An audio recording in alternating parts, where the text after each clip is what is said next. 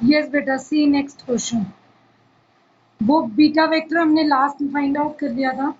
अब next question है, suppose ऐसा आ जाए, let A cap B cap C cap be unit vectors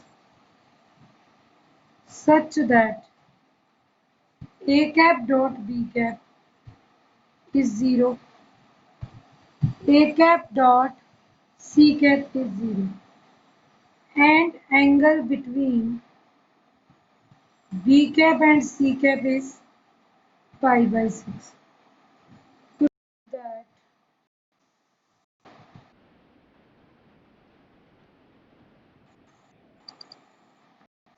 a cap is plus minus b cap cross c cap twice.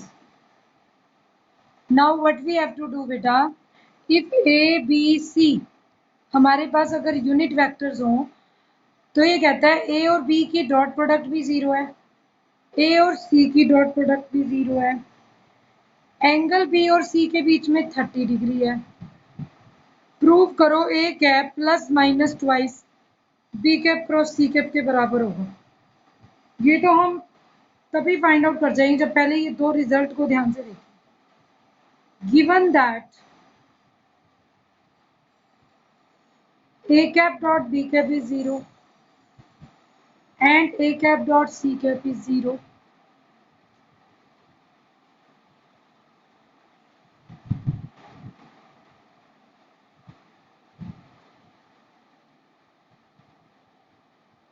listen now, अगर हमें a cap और b cap a dot b 0 दिया हुआ हो, a dot c 0 दिया हुआ है, तो a कैप और डॉट b कैप 0 हो, इसका मतलब क्या है, a is perpendicular to b, also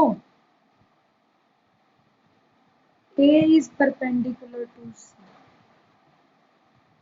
a बेटा b के भी परपेंडिकुलर है, a c के भी परपेंडिकुलर है, a की वेक्टर अगर दो बार b के भी परपेंडिकुलर हो c के भी हो, this implies a cap is perpendicular to plane of b cap and c cap. a b cap और c cap के दोनों के प्लेन की परपेंडिकुलर हो गया, मतलब यहाँ सपोज b कैप है, इधर c कैप है, तो a कैप दोनों के साथ ही 90 बनाता है, तो इसका मतलब a b क्रॉस c के बराबर होगा। a cap is unit vector also, ये तो गिवन ही है। हम यूनिट नॉर्मल में a कैप किसके बराबर होगा, अगर दो वेक्टर्स के दोनों के परपेंडिकुलर लेना हो तो हम क्या कहते हैं, b cross c by b cross c का, क्योंकि क्रॉस प्रोडक्ट हमेशा परपेंडिकुलर वेक्टर का काम करेगा और उसे अगर मैग्नीट्यूड से डिवाइड कर दूं तो यूनिट नॉर्मल बन जाएगा, और हम कह रहे हैं कि a है, तो इसका मतलब a ही b cross c by b cross c के मैग्नीट्यूड के बराबर है। ये बात समझनी है ध्यान से कि a b के भी परपेंडिकुलर है, a c के भी परपेंडिकुलर है। सेम वेक्टर अगर b और c के प्लेन के परपेंडिकुलर आ जाए, इट मीन्स हमने पहले पढ़ चुके हैं कि जो क्रॉस प्रोडक्ट होता है वो उस प्लेन के दो वेक्टर्स अगर आपके पास हैं किसी भी प्लेन में, तो थर्ड वेक्टर जो उसकी परपेंडिकुलर डायरेक्शन में होगा, ठीक है, वो ले लें, तो वो क्या होगा, दोनों के परपेंडिकुलर, और इन दोनों का क्रॉस प्रोडक्ट किसको रिप्रेजेंट करेगा, इस वर्टिकल वेक्टर को b क्रॉस c को, तो इट मीन्स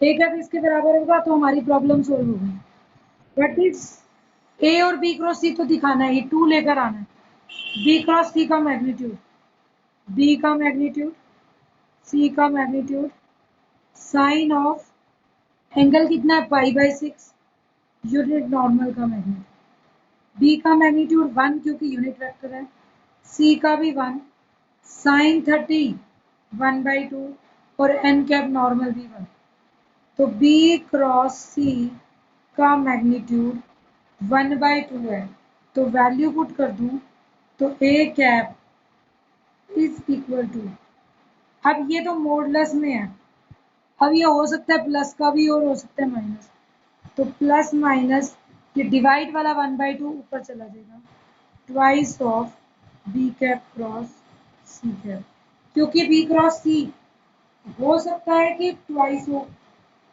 मतलब प्लस भी हो सकता है और माइनस भी, क्योंकि मोड लेने पर तो ये प्लस आएगा, लेकिन अभी तो दोनों लिख सकते हैं। Hence proved.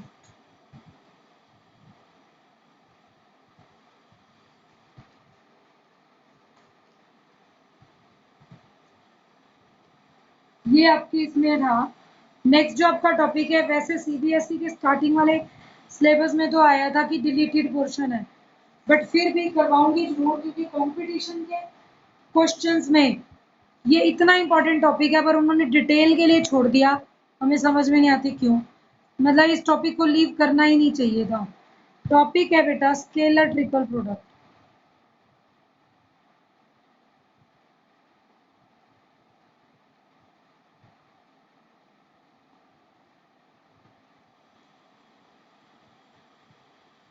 Scalar triple product का मतलब क्या है, हम इसे डिनोट करते हैं ए डॉट बी क्रॉस सी से।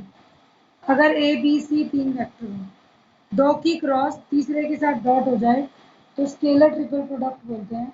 और एक्चुअल में ये किसको शो करता है, दिस इज वॉल्यूम ऑफ पैरेललोपिपेड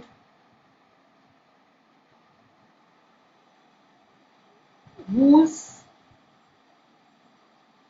को टर्मिनस, मतलब कॉमन पॉइंट से जुड़ी हुई edges, coterminous edges O A O B O C are represented as vector A, vector B, vector C respectively। मतलब A dot B cross C असली में किस चीज को दिखाता है, अगर एक वॉल्यूम पैरेललोपिपेड दिया हुआ हो,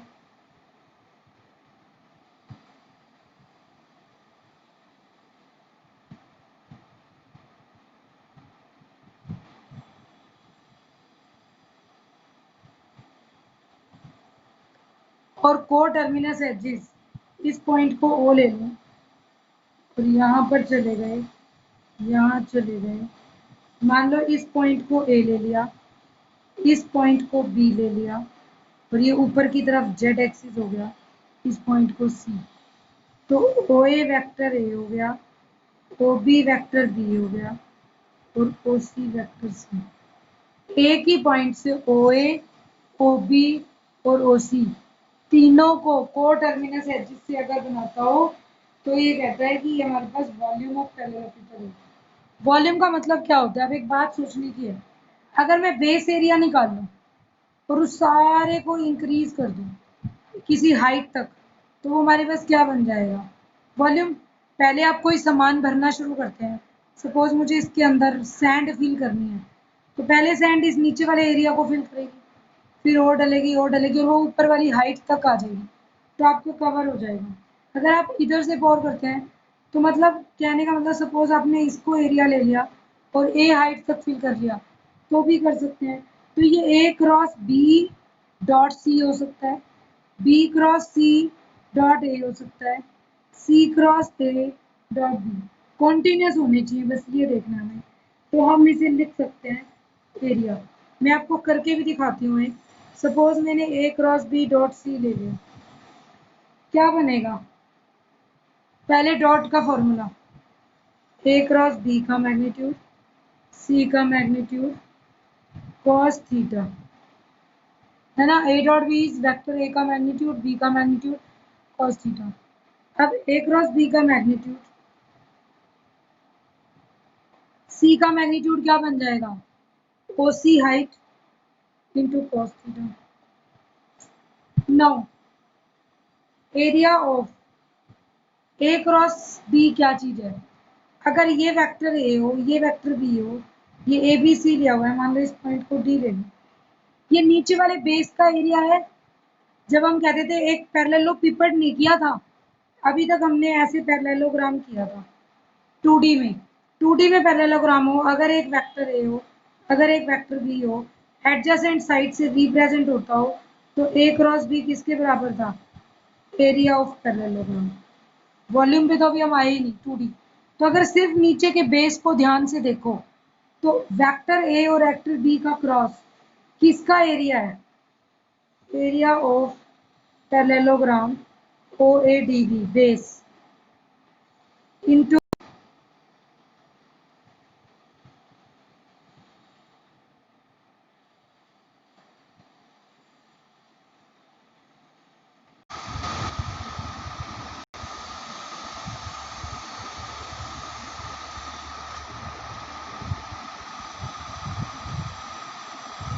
देखिए parallelogram O A D B आ गया इंटू में ओ सी कॉस थीटा।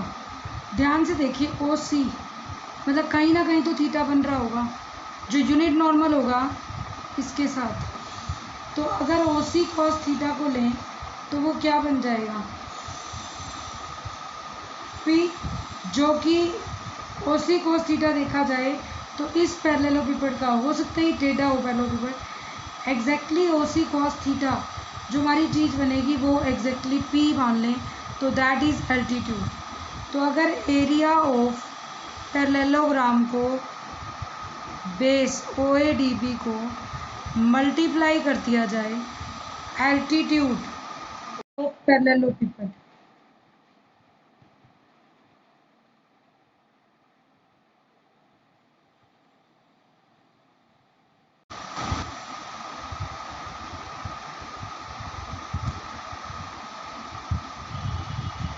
अगर बेटा A cross B dot C है और अगर हम इसे